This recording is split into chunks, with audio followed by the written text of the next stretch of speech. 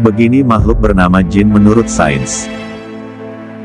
Dalam mitologi zaman dulu, sampai kemudian teologi agama-agama muncul, selain keberadaan manusia yang berevolusi dari masa ke masa, juga dipercayai adanya makhluk tak kasat mata bernama jin. Nah, bangsa jin ini diyakini diciptakan oleh Tuhan untuk mendiami alam semesta, bersama-sama dengan manusia. Banyak yang kemudian merasa, bahwa jin ini banyak mempengaruhi kehidupan manusia baik dari sisi positif maupun negatif. Namun tidak sedikit yang menganggap kalau jin ini hanyalah sosok imajinatif yang tidak pernah ada. Konteksnya apa? Ini soal apa yang ada menurut sains? Materi, misalnya udara, itu ada menurut sains. Materi bisa dideteksi keberadaannya dengan berbagai cara. Demikian pula dengan yang bukan materi, seperti gelombang elektromagnetik. Sains punya cara untuk membuktikan keberadaannya. Sains punya cara dan metode tertentu yang tentunya ilmiah dan dapat dibuktikan secara nyata melalui eksperimen dari waktu ke waktu. Nah, bagaimana dengan jin? Sains tidak mengurusi jin. Tidak ada riset tentang jin. Kenapa? Bagi sains, jin itu tidak ada. Pernyataan inilah yang coba dibantah dengan permainan kata-kata yang muter-muter tadi.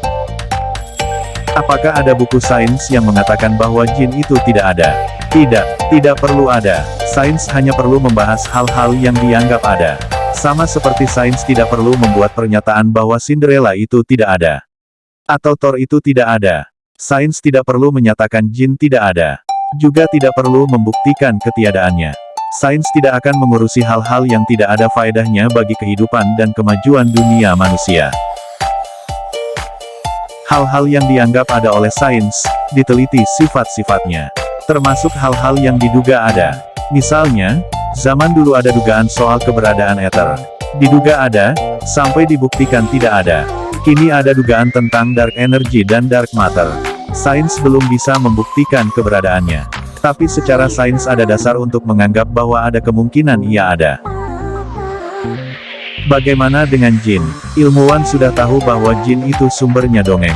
Tidak ada yang serius menggubrisnya. Sama seperti tidak ada ilmuwan yang mencoba melakukan riset soal sapu terbang. Dianggap itu dongeng saja. Sebenarnya ada banyak hal yang selalu dianggap nyata oleh sebagian orang. Dan mereka memberikan argumen yang balik lagi muter-muter tanpa substansi. Soalnya adalah, Anda tidak dilarang untuk mempercayai hal-hal yang supranatural. Itu hak Anda untuk memasukkannya dalam item yang mempengaruhi Anda.